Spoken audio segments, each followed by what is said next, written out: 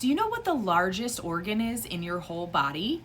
Welcome to Death in Small Doses. Hi, my name's Casey. I'm an RN turned death doula, and I love to change the way we talk, think, and feel about death by educating about it.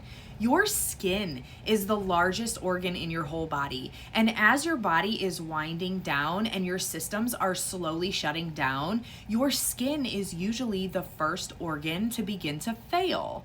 So this means that skin becomes very, very tender and gentle at the end of life.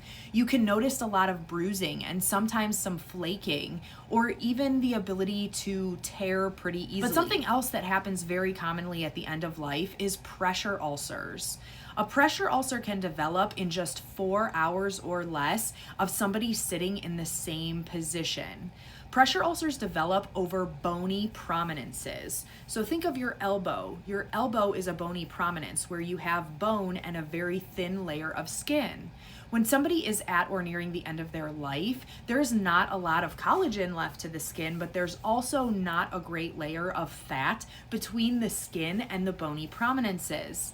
Something else that happens as we are at or nearing death is that we spend a lot of time sleeping, and our brain doesn't really give us that notification that it does when we're more alive to move around as often as we normally would.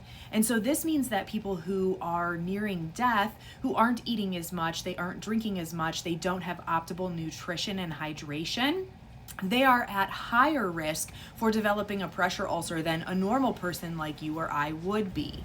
So it's very common that somebody before death can actually develop a pressure ulcer because the largest organ in their body, which is their skin, is beginning to fail. Have you seen this before?